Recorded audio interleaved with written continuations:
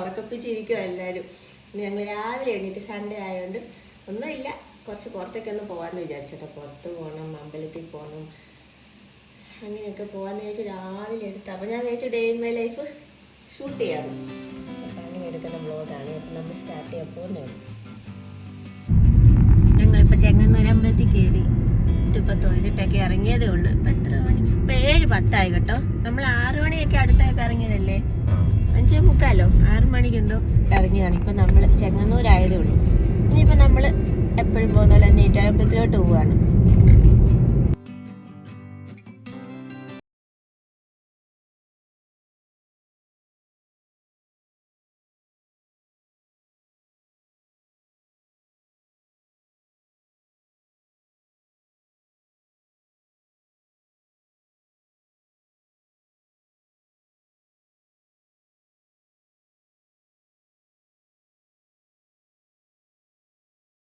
ൂപിടൂ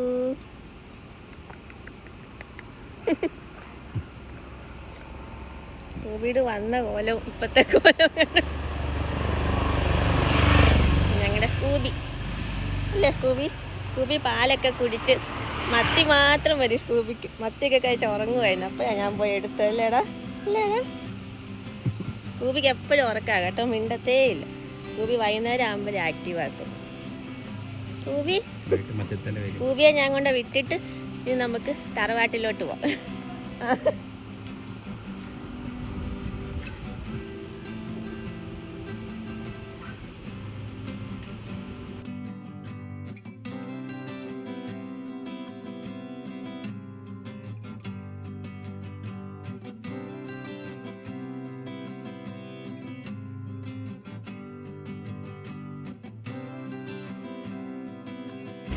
അപ്പോൾ ഇത് നമ്മുടെ കേക്കാണ് പുറകിരിക്കുന്നത്. അപ്പോൾ നമ്മളെല്ലാ വർഷവും അമ്മാവിന് ഇപ്പോൾ കേക്കൊക്കെ കൊടുക്കും ക്രിസ്മസിന്.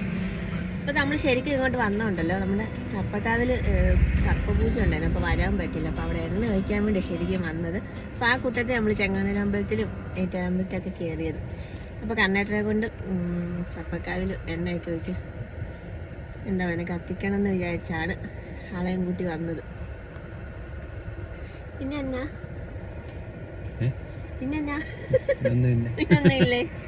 അടുത്തു പോയോ? രാവിലെ എണീറ്റുണ്ട്. കുഴപ്പമില്ലേ? ഫുൾ ആക്റ്റീവ് ആണോ? നമ്മളങ്ങനെ തറവാട്ടിൽ ചെന്നു. തറവാട്ടിൻ്റെ പുറകിൽ തന്നെയാണ് കേട്ടോ സർപ്പക്കാവ് ഇരിക്കുന്നത്. നമ്മുടെ തന്നെ പ്രൈവറ്റ് കാവായിട്ട് നമുക്ക് എപ്പോൾ വേണമെങ്കിലും വന്ന് വിളക്കൊക്കെ വെക്കാം. ശരിക്കും ആയില്യപൂജ അതിന് മുമ്പത്തെ ദിവസമായിരുന്നു. അപ്പോൾ നമ്മളിവിടെ കുറച്ച് തിരക്കായതുകൊണ്ട് വരാൻ പറ്റിയില്ല. അപ്പോൾ അതുകൊണ്ട് നമ്മളിപ്പോൾ വന്നപ്പോൾ ഉച്ച സമയമായി. അന്നേരം കണ്ണേട്ടനെ കൊണ്ട് വിളക്കൊക്കെ വെപ്പിച്ചിട്ട് പോകാമെന്ന് വിചാരിച്ചു. ശരിക്കും തറവാട്ടിൻ്റെ ബാക്കി തൊട്ടടുത്ത് തന്നെയായിരുന്നു സർപ്പക്കാവ്. പിന്നെ റെനോവേറ്റ് ഒക്കെ ചെയ്ത് മാറ്റി ഇപ്പോൾ ഇവിടെ വെച്ചേക്കുന്നത്. ശരിക്കും ഒരു 100-300 വർഷം പഴക്കമുള്ളൊരു കാവാണ്. അടുത്ത് മീനച്ചിലാറൊക്കെ പോകുന്നുണ്ട്. അപ്പോൾ നല്ലൊരു നാച്ചുറൽ ഫീലിംഗ് അവിടെ ഇരിക്കുമ്പോഴൊക്കെ. കാരണം ഫുള്ളിങ്ങനെ മരങ്ങളൊക്കെ തിങ്ങി നിൽക്കുന്നതുകൊണ്ട് നല്ല കാറ്റും, ഒരു തണുത്ത കാറ്റൊക്കെ ഉണ്ട് എപ്പോഴും.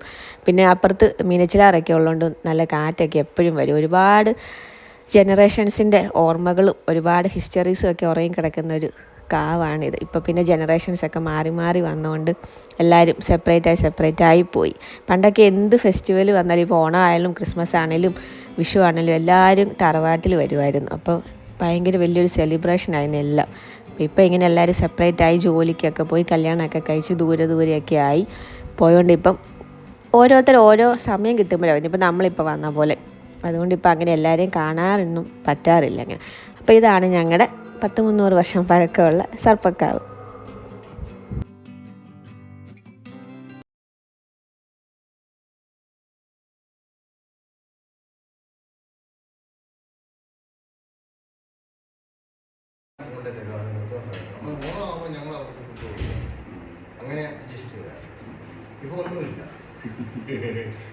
ഇവര് കൃത്യമാകുമ്പോൾ വരും, എല്ലാവരും മുമ്പ് വന്നിട്ട് പോകും.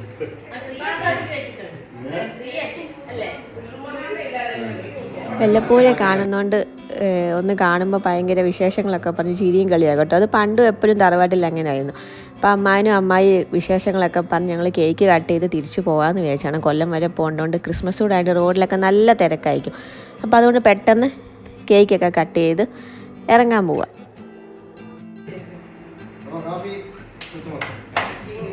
Happy new year.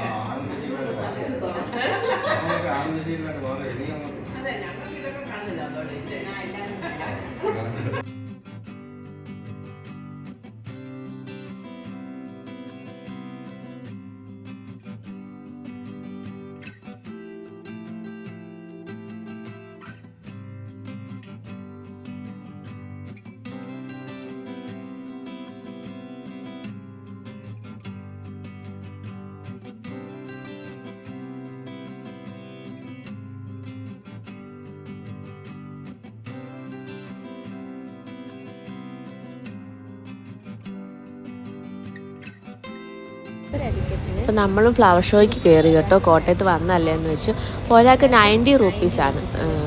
21 തൊട്ട് 31 തീയതി വരെ എന്തോ ഉണ്ട് ഫ്ലവർ ഷോ.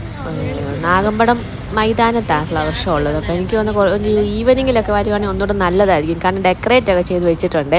ക്രിസ്മസ് ആയതുകൊണ്ട് അപ്പോൾ അതൊക്കെ അതിൻ്റെയൊക്കെ ഒരു ഭംഗി കാണണമെങ്കിൽ കുറച്ചും കൂടി ഈവനിങ് ആയിട്ട് വരുന്നതായിരിക്കും നല്ലത്. നമ്മളിപ്പോൾ പോയത് ഉച്ച സമയത്ത് അമ്മാവിൻ്റെ വീട്ടിൽ നിന്ന് ഇറങ്ങിയിട്ട് ജസ്റ്റ് ഇത് കണ്ടപ്പോൾ ഒന്ന് കയറി നോക്കാമെന്ന് വിചാരിച്ചു. ചെടിയൊന്നും വാങ്ങിച്ചൊന്നും ഇല്ല കേട്ടോ. കണ്ണേട്ടൻ്റെ അച്ഛൻ വന്നിരുന്നെങ്കിൽ വാങ്ങിച്ചാലാണ്. അച്ഛന് കൃഷിയുടെ ഒക്കെ കാര്യങ്ങളും ഒക്കെ കാണാനും ഒക്കെ ഒരുപാട് ഇഷ്ടമുള്ളതുകൊണ്ട് എന്തെങ്കിലുമൊക്കെ വാങ്ങിച്ചാണ്. നമ്മൾ ജസ്റ്റ് കണ്ടിട്ടൊന്ന് ഇറങ്ങിയെന്നേ ഉള്ളൂ. എന്തൊക്കെ ടൈപ്പൊക്കെ ഉണ്ടെന്നൊന്ന് കാണുമ്പോൾ ഒരു രസമല്ലേ. അങ്ങനെ ഞങ്ങൾ 3 പേരും കൂടെ കയറി ഒന്ന് കണ്ടിട്ട് അപ്പോൾ തന്നെ ഇറങ്ങി.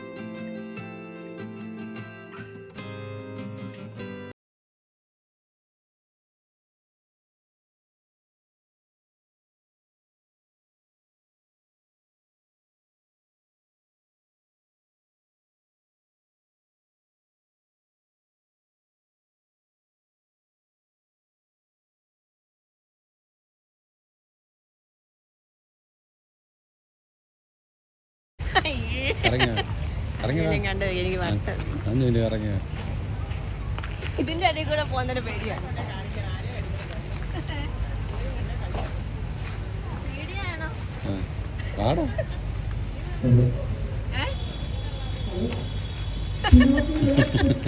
ആനയുടെ അടിയിൽ കൂടെ പോയ പേടി മാറുമെന്ന് പറഞ്ഞോണ്ട് ഡ്യൂപ്ലിക്കേറ്റ് ആനയുടെ അടിയിൽ കൂടെ പോയി. പേടി മാറുമെന്തോ, മാറുമായിരിക്കല്ലേ. ഫ്ലവർ ഷോ മാത്രമല്ലായിരുന്നു കേട്ടോ. അപ്പോൾ അതിൻ്റെ അപ്പുറത്ത് വേറൊരു സ്റ്റാൾ കൂടെ ഉണ്ടായിരുന്നു. അത് ഈ വെജിറ്റബിൾസ് ഫ്രൂട്ട്സും ഒക്കെ കൊണ്ട് ഇങ്ങനെ ഓരോന്നൊക്കെ ഉണ്ടാക്കി വെച്ചേക്കുന്ന ഒരു ഇതായിരുന്നു. രസമായിരുന്നു കാണാൻ. ആരുടെയൊക്കെ ഒരു ക്രിയേറ്റിവിറ്റി നമുക്കവിടെ കാണാമായിരുന്നു. ഞങ്ങൾ എല്ലാ വർഷവും ഇങ്ങനെ പോകുമായിരുന്നു കേട്ടോ, ഞാനും അമ്മയും കൂടെ ഫ്ലവർ ഷോ കാണാൻ. എനിക്ക് തോന്നുന്നു ഈ സംഭവങ്ങളൊന്നും അങ്ങനെ വന്നിട്ടില്ല. 2-3 വർഷം മുന്നേ വരെയൊക്കെ പോകുമായിരുന്നു ഞാനും അമ്മയും കൂടെ ഫ്ലവർ ഷോ കാണാൻ, കോവിഡ് വരുന്നതിനൊക്കെ മുമ്പ്. പിന്നെ അങ്ങോട്ട് പോകാറില്ലായിരുന്നു. അപ്പോൾ അമ്മയുടെ ട്രിപ്പിങ് മൊത്തം ഇപ്പോൾ ക്യാൻസലായി പോയിക്കൊണ്ടിരിക്കുക. ഞാനായിരുന്നു അമ്മ എപ്പോഴും ഇങ്ങനെ കൊണ്ടുപോയിക്കൊണ്ടിരുന്ന ഒരു ഡ്രൈവർ പോലെ. എന്തെങ്കിലും പരിപാടി ഉണ്ടെങ്കിൽ അമ്മയും കൂട്ടി ഞാൻ പോകുമായിരുന്നു. ഞാൻ അമ്മയ്ക്കൊരു വീട്ടിൽ നിന്ന് കുറഞ്ഞ് ഇറങ്ങി പുറത്തൊക്കെ പോകുമ്പോൾ ഒരു രസമല്ലേ എന്ന് വെച്ച് ഞാൻ അമ്മ എല്ലാത്തിനും കൂട്ടിക്കൊണ്ട് പോകുമായിരുന്നു. അപ്പോൾ കോവിഡൊക്കെ ആയപ്പോൾ തൊട്ട് ഞാൻ അങ്ങനെ കൂട്ടിക്കൊണ്ടൊന്നും പോകാറില്ല കേട്ടോ. പിന്നെ അതങ്ങ് പോട്ടെ എന്ന് വെച്ച് അങ്ങ് വീട്ടിൽ തന്നെ അങ്ങ് ആയി. പിന്നെ ഒരു മടുപ്പായിരുന്നു. അപ്പോൾ പിന്നെ ഇപ്പം അമ്മ പഴയതുപോലെ ആക്റ്റീവായിട്ടൊക്കെ വരുന്നുണ്ട്. അപ്പോൾ ഇതുപോലെ ഓരോ പരിപാടിയൊക്കെ ഉള്ളപ്പോൾ ഞാൻ അമ്മയും കൂട്ടിപ്പോവും. അമ്മയ്ക്ക് ഇതൊക്കെ കാണാൻ ഭയങ്കര ഇഷ്ടം. ഒന്നും വാങ്ങത്തൊന്നുമില്ല ആൾ, പക്ഷെ കാണാനും ഇങ്ങനെ കുറേ ആൾക്കാരെയൊക്കെ കാണാനും പുതിയ പുതിയ കാര്യങ്ങൾ കാണാനും ഒക്കെ ഭയങ്കര ഇഷ്ടമാക്ക്. അപ്പോൾ ഞാൻ ഇതുപോലെ ഇങ്ങനെ കൂട്ടിക്കൊണ്ടൊക്കെ പോവും. അപ്പം നല്ല രസമാണ് കേട്ടോ. അച്ഛനെയും അമ്മയൊക്കെ നമുക്കിങ്ങനെ കൂട്ടിക്കൊണ്ട് പോകുമ്പോൾ അവരുടെ കൂടെ പോകുമ്പോൾ നമ്മൾ പിന്നെ ഒരു കുഞ്ഞായ പോലൊരു ഫീല് തോന്നും.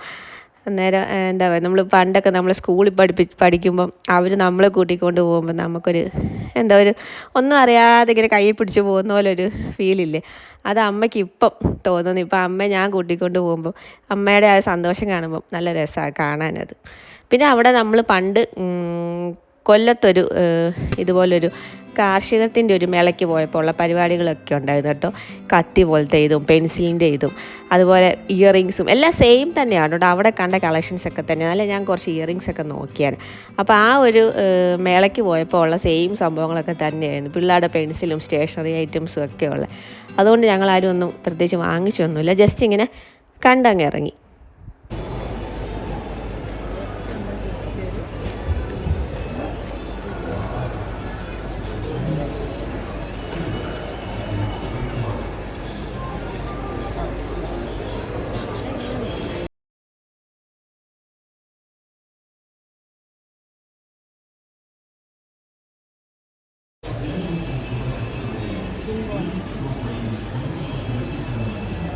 അടുത്ത വർഷത്തെ ഒരാൾ നോക്കുന്നു, പഠിക്കുന്ന ബുക്ക് പോലും തുറക്കാത്ത ഞാൻ. അടുത്ത വർഷത്തെ റെസൊല്യൂഷനാണ് മന്ത്ലി ഒരു ബുക്കിലും വായിക്കണമെന്ന്. വനിത പോലും വായിക്കാത്ത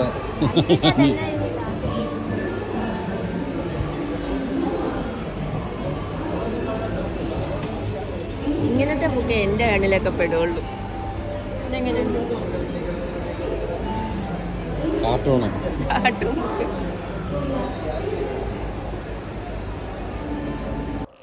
നമ്മൾ അവിടെ നിന്ന് ഫുള്ള് കണ്ടിട്ട് ഇറങ്ങി കേട്ടോ. നാഗമ്പടം മൈതാനത്തിൻ്റെ തൊട്ടടുത്ത് തന്നെ ഒരു കരിക്കൊക്കെ കൊടുക്കുന്ന ചെറിയൊരു കടയുണ്ടായിരുന്നു. എന്നാന്നറിയത്തില്ല, നല്ല ചുട്ട് പൊള്ളുന്ന വെയിലത്താണ് പോയത്. അതുകൊണ്ട് തലയും കൂടെ കറങ്ങിപ്പോയി. അപ്പോഴാണ് കേട്ടോ ഈ കരിക്ക് ഇങ്ങനെ ഇരിക്കുന്ന കണ്ടത്. അതുകൊണ്ട് അവിടെ നിന്ന് കുറച്ച് വെള്ളം കുടിക്കാമെന്ന് വെച്ചാണ്. ശരിക്കും തല കറങ്ങി. അതുപോലെ വെയിലായിരുന്നു. നല്ല നട്ടു ഉച്ച സമയത്താണ് ഞങ്ങളവിടെ പോയത്. അപ്പോൾ പാർക്കിൻ്റെ ഓപ്പോസിറ്റ് സൈഡിൽ കുറച്ച് കരിക്കൊക്കെ കൊടുക്കുന്നുണ്ടായിരുന്നു ചേട്ടൻ. അപ്പോൾ അതുകൊണ്ട് വെള്ളം കുടിച്ചപ്പോഴാണ് തലയൊന്ന് നേരെ നിന്നത്. ശരിക്കും എനിക്ക് മാത്രമേ തല കറങ്ങിയുള്ളായിരുന്നു കേട്ടോ. പിന്നെ ഒരാൾ കരിക്ക് കുടിക്കും, മറ്റേ ആൾക്കും വേണമെന്ന് പറഞ്ഞാൽ കണ്ണേട്ടനും കുടിച്ചു, അമ്മയൊക്കെ കഴിച്ചു. പിന്നെ ഞങ്ങൾ അർക്കാടിയിൽ പോയി കേട്ടോ. ഏറ്റുമാനൂരുള്ള അർക്കാടിയിൽ പോയിട്ടൊരു ബിരിയാണിയൊക്കെ കഴിച്ച് അമ്മയെ പിന്നെ തിരിച്ച് കൊണ്ടുവിടാൻ പോയി. അപ്പോൾ സ്കൂബിയുടെ കൂടെ ഒന്ന് ഹോസ്പിറ്റലിൽ കാണിക്കാമെന്ന് വിചാരിച്ചു. ഡോക്ടറെ ഒന്നും കാണിച്ചില്ല. സ്കൂബി എൻ്റെ മടി പേടിച്ചിരിക്കുക കേട്ടോ. എനിക്ക് ഞങ്ങളുടെ കിട്ടിക്കഴിഞ്ഞാൽ ആദ്യമായിട്ട് ഇങ്ങനെ യാത്രയൊക്കെ പോകുന്നതെന്ന് തോന്നുന്നു. അപ്പോൾ പെറ്റ് ഫുഡ്സ് എന്ന് പറഞ്ഞാൽ അതിരമ്പുഴയിലുള്ളൊരു പെറ്റ് സെൻ്റർ ഉണ്ടായിരുന്നു. അപ്പോൾ അവിടെ ഞങ്ങൾ പോയി ഗൂഗിൾ സെർച്ച് ചെയ്തപ്പോൾ പോയതാണ്. നമ്മളിങ്ങനെ പെറ്റ്സിനെ ഒന്നും വളർത്താത്തതുകൊണ്ട് പ്രത്യേകിച്ച് അറിയത്തൊന്നുമില്ല ഹോസ്പിറ്റൽ എവിടെയാണെന്ന്. അപ്പോൾ ഗൂഗിൾ സെർച്ച് ചെയ്തപ്പം അടുത്തുള്ളത് നോക്കി പോയതുള്ളൂ. അപ്പോൾ സ്കൂബിയുടെ എല്ലാ ഡീറ്റെയിൽസ് നമ്മൾ അവിടെ എഴുതിയൊക്കെ കൊടുത്തു. അപ്പോൾ നമ്മൾ അതിലെല്ലാം എഴുതി കൊടുക്കണം കേട്ടോ. നമ്മുടെ കൈ കിട്ടിയപ്പോഴാണ് വന്നപ്പം എന്തെങ്കിലും അസുഖം ഉണ്ടായിരുന്നോ, എങ്ങനെയാണ് വന്നതാണ്. ഒന്നാമത് നമുക്ക് റോഡ് സൈഡിൽ നിന്ന് കിട്ടിയതാണ്. ഡോക്ടർക്ക് ഒരുപാട് കാര്യങ്ങളൊക്കെ അറിയണമായിരുന്നു. അപ്പോൾ നമ്മുടെ കിട്ടിയപ്പോൾ തൊട്ടുള്ള കാര്യമല്ലേ നമുക്ക് അറിയത്തുള്ളൂ. അപ്പോൾ സ്കൂബിയുടെ വെയിറ്റൊക്കെ നോക്കി ഡോക്ടർ അവിടെ ഉണ്ടായിരുന്നു ഭാഗ്യത്തിന്. ഉച്ച സമയമായിരുന്നെങ്കിൽ അപ്പോൾ സ്കൂബിയോട് വെയിറ്റ് ചെയ്യാൻ പറഞ്ഞു. അങ്ങനെ നമ്മൾ ഡോക്ടറെയൊക്കെ കാണിച്ചപ്പം ആൾക്ക് പ്രത്യേകിച്ച് കുഴപ്പമൊന്നുമില്ല. വാക്സിനും എടുത്തു. പിന്നെ കുറച്ച് മെഡിസിൻസൊക്കെ തന്നു, ഒരു ആക്റ്റീവായിട്ടൊന്ന് ഇരിക്കാൻ വേണ്ടി. ആളെപ്പോഴും ഒരു സ്ലീപ്പി മൂഡാണ്. പിന്നെ ആക്റ്റീവ് ആയിക്കോളൂ എന്നാണ് ഡോക്ടർ പറഞ്ഞത്. ഇല്ലെന്ന് ഡോക്ടർ പറഞ്ഞല്ലോ അല്ലേ. സ്കൂബിയുടെ പനി ചെക്ക് ചെയ്തു. പിന്നെ സ്കൂബി 450 ഗ്രാമേ ഉള്ളൂ. കുഞ്ഞ് സ്കൂബി, അസുഖമൊന്നുമില്ല സ്കൂബിക്ക്. കുഞ്ഞ് മരുന്നൊക്കെ കൊടുത്ത് സ്കൂബി 1 മാസം കഴിയുമ്പോൾ ഓക്കെ ആകുമെന്നാണ് ഡോക്ടർ പറഞ്ഞത് അല്ലേ. സ്കൂബി ഇനി നല്ല കുട്ടിയാവും. സ്കൂബിയുടെ മരുന്നാണ് കേട്ടോ. കുഞ്ഞൊരു സിറിഞ്ചുണ്ട് മരുന്ന് വെക്കാൻ. പിന്നെ ഒരു കുഞ്ഞ് സിറപ്പുണ്ട്. പിന്നെ സ്കൂബിയുടെ ബുക്കായത്. ഇതിനകത്ത് നമുക്ക് എപ്പോൾ വാക്സിൻ എടുത്തു, ഏതൊക്കെ ഡേറ്റും കാര്യങ്ങളൊക്കെ ഇതിനകത്ത് എഴുതി വെക്കാം. സ്കൂബിഡോൻ്റെ രജിസ്റ്റർ നമ്പർ, സ്കൂബിഡോൻ്റെ അഡ്രസ്സ് ഫുള്ളുണ്ട്. ID കാർഡ് ഉണ്ടാക്കുന്നത് ഇവിടെ ഇങ്ങനെ കോളം പോലത്തെ സ്കൂബിഡോൻ്റെ കാര്യങ്ങളായി മൊത്തം. മൊബൈലുണ്ടോ? സ്കൂബിഡോൻ്റെ ട്രീറ്റ്മെൻ്റ് ഒക്കെ കഴിഞ്ഞ് ഞങ്ങൾ വീട്ടിൽ പോവാ അല്ലേ. ഇനി ഞങ്ങൾ 1 മാസം കഴിഞ്ഞേ വരുന്നുള്ളൂ അല്ലേ സ്കൂബിഡോ. സ്കൂബിഡോ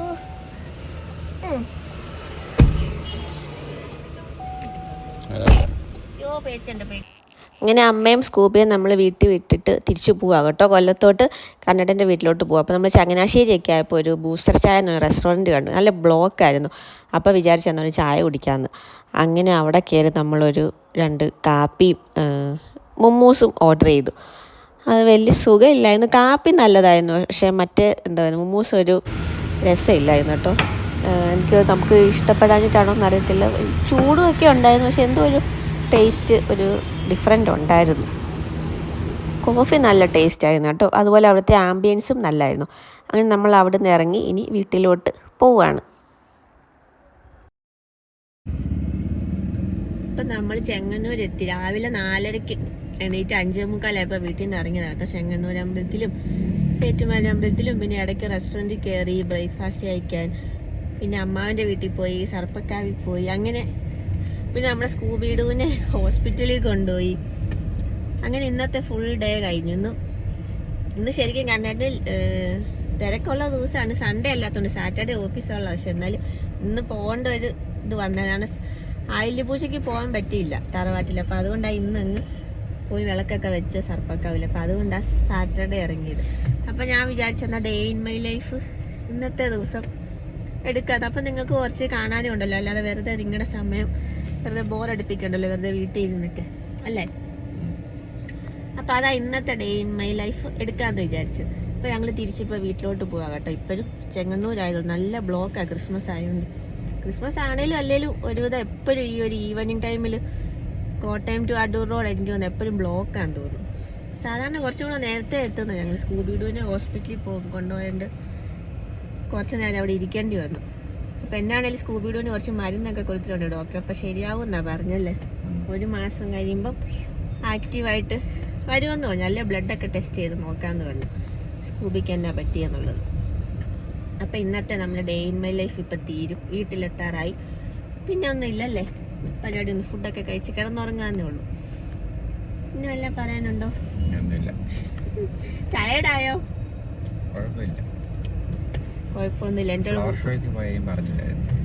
ഫ്ലവർ ഷോയ്ക്കും പോയായിരുന്നല്ലോ, അത് മറന്നുപോയി കേട്ടോ. കുറെ സ്ഥലത്തൊക്കെ പോയി, കുറെ ഫുഡ് കഴിക്കാനും ഫ്ലവർ ഷോയ്ക്കും പിന്നെ ഹോസ്പിറ്റലിലും ഒക്കെ അല്ലേ. അതുകൊണ്ട് കുറെ സ്ഥലത്ത് ഇങ്ങനെ പോയി. അതാ ഞാൻ ഇന്ന് തന്നെ എടുക്കാമെന്ന് വിചാരിച്ചു കേട്ടോ ഡേ ഇൻ മൈ ലൈഫ്. അപ്പോൾ കുറേ കാര്യങ്ങൾ കാണാനുണ്ടല്ലോ. അപ്പോൾ ഞങ്ങളുടെ മിക്ക ഡേ ഇൻ മൈ ലൈഫ് ഇങ്ങനെയൊക്കെ ആയിരിക്കും. കാരണം ഓഫീസ് ഇല്ലാത്ത സമയത്തുള്ള ദിവസങ്ങൾ ഇങ്ങനെ അമ്പലത്തിൽ പോക്കും അല്ലെ കസിൻസിൻ്റെ വീട്ടിൽ പോവും, ഇങ്ങനത്തെയൊക്കെ ആയിരിക്കും മിക്ക ഡേ ഇൻ മൈ ലൈഫും, അല്ലേ? ബാക്കി വർക്കിംഗ് ഡേ അല്ലാത്ത ഡേയ്സൊക്കെ ഇങ്ങനെയായിരിക്കും ഞങ്ങൾ രണ്ടുപേരുടെയും പൊതുവെ. കാരണം ചേട്ടൻ കല്യാണത്തിന് മുമ്പ് എങ്ങനെയായിരുന്നു? ഇങ്ങനെ ഒരു ഫ്രീ ഡേ കിട്ടിയ വീട്ടിൽ കുത്തിയിരിക്കോ? സിനിമയ്ക്കൊന്നും പോകത്തില്ലേ? ഞാൻ കല്യാണത്തിന് മുമ്പ് എന്നാ ഫ്രീ ആയിട്ട് ദിവസം കിട്ടിയ സിനിമയ്ക്ക് പോവായിരുന്നു കേട്ടോ. അമ്മയ്ക്ക് ഭയങ്കര ഇഷ്ടമാണ് സിനിമ കാണാൻ. അപ്പോൾ ഞങ്ങൾ തിയേറ്ററിൽ പോയി സിനിമ കാണുമായിരുന്നു. അല്ലെങ്കിൽ ഇതുപോലൊക്കെ തന്നെയാണ് കേട്ടോ. അമ്പലത്തിൽ പോവോ അല്ലെ കസിൻസിൻ്റെ വീട്ടിൽ പോവോ, ഇങ്ങനത്തെ പരിപാടിയൊക്കെ തന്നെ. അല്ലെ ദൂരെ വല്ല യാത്രയൊക്കെ പോകണമെങ്കിൽ 2-3 ദിവസമൊക്കെ അവധിയൊക്കെ കിട്ടിയാൽ പോകും, അല്ലേ? അത് ഒരു ദിവസം കൊണ്ടൊന്നും പറ്റത്തില്ലല്ലോ. അപ്പോൾ ദൂരയാത്രയൊക്കെ ഞങ്ങൾ കുറേ ദിവസമൊക്കെ അവധി കിട്ടിയാൽ പോകും. ഇപ്പോൾ ഈ ക്രിസ്മസ് അവധിയൊക്കെ പോലെ. അപ്പോൾ മാരേജിന് മുമ്പും ഇങ്ങനെയൊക്കെ തന്നെയായിരുന്നു. മാരേജ് കഴിഞ്ഞിട്ട് വല്ല വ്യത്യാസം തോന്നുന്നുണ്ടോ? യാത്ര കൂടി. എനിക്ക് യാത്ര പൊതുവെ ഇഷ്ടമുള്ള ഒരാളാണ് കേട്ടോ.